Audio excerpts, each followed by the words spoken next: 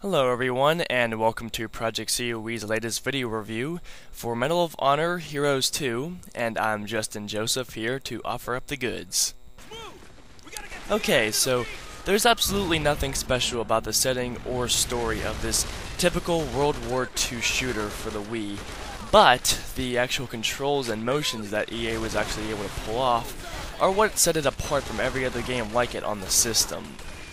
And the reason that we say that is because every other shooter on the Wii thus far has had the developer, pre-build control schemes to what they think the player should use to be able to enjoy the game. But what EA did was allow us to actually customize them to our own liking, so that we could be comfortable with them in a more personal sense. I mean, you can tweak the horizontal and vertical turning and aiming to however you like it, in addition to adjusting the size of the dead zone, which is what determines whenever you move the actual camera as you shift the Wii remote to the left or right edge of the screen, which is what was made famous by Red Steel. And even with the motions, there's 11 different things you can do, and some of them include manually reloading your gun, tossing a grenade, setting up a mortar weapon, and tuning a radio, and just so much more. And it's really great because most of everything feels very natural to do. It's just very fun, and EA definitely deserves props for, investigating how to, make it all feel just, comfortable and just, enjoyable to do, and they get some kudos for that. But I do have some complaints, just at least on the basic mechanics side, which I didn't quite understand why EA didn't do it. But, it would be things such as not being able to sprint or go prone, which I've pretty much come to be used to in games like Call of Duty 4. You can't run or lay down on your stomach at all, which is kind of strange given that this is like a military shooter, and that's a pretty common action done in those types of games. And the manual reloading gesture doesn't happen nearly as consistently as you would like. I mean, yeah, you shake the remote back and forth quickly to have that happen, but whenever I actually wanted to do it, whenever I really needed to do it, it would fail me, and I often died because of that. But I just could have been me, but it still was a little bit of an annoyance. And not only that, but the AI all around is absolutely terrible. Your teammates are never any help. You're pretty much doing everything on your own in every mission. And the enemy Nazis, while they do take cover in the game, they just don't use it effectively, and it causes this game to be a much more arcade-style shooter than anything bordering on realism, which is kind of a disappointment because wartime shooters should never really be arcadey, even though that tends to be pretty fun. But that kind of style tends to be more suitable with other kinds of themes and background plots and stuff like that. I mean, it's just funny to see a friendly and an enemy shoot at each other with their backs against a tree, like Austin Powers style. You might remember that from the first movie. So moving on the technical side, the visuals are actually pretty nice.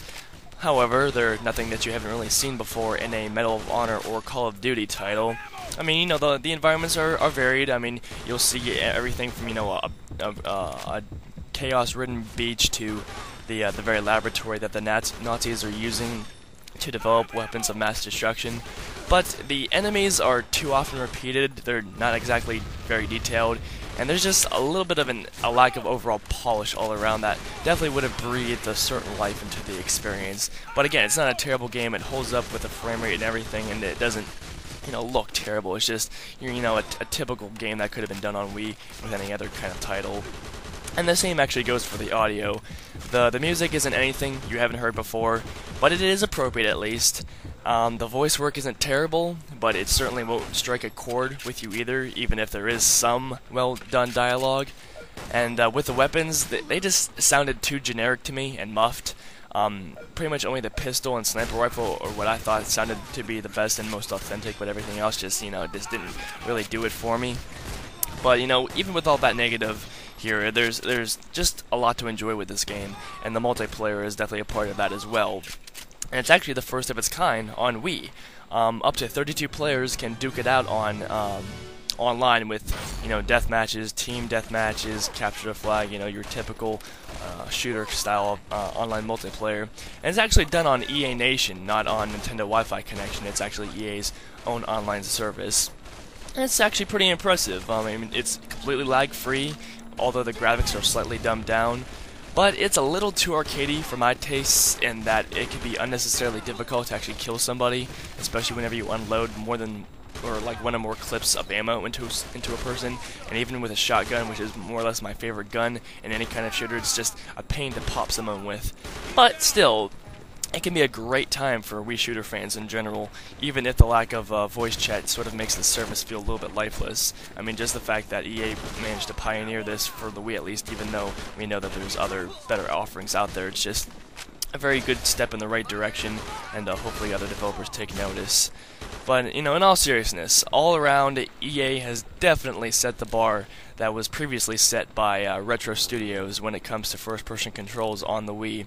And God willing, other developers doing similar projects in the future definitely do take notice, and I'm looking at you, Ubisoft, with Red Skill 2. So with all this in mind, you know, with the great controls, just how great it feels to, you know, use the Wii remote and the nunchuck to move from level to level and complete the primary and secondary objectives and just take out all the Nazis with, you know, pixel-perfect precision, even though, again, it's a little bit too arcadey for my taste. Project COE gives this game an 8.0 out of 10, which awards it a bronze medal from us. And as always, please view our text review on the website to gain more information if you would like to. And hopefully you enjoyed what I had to bring here to the table today. And as always, thank you for your time, and you know, enjoy the game if you play it.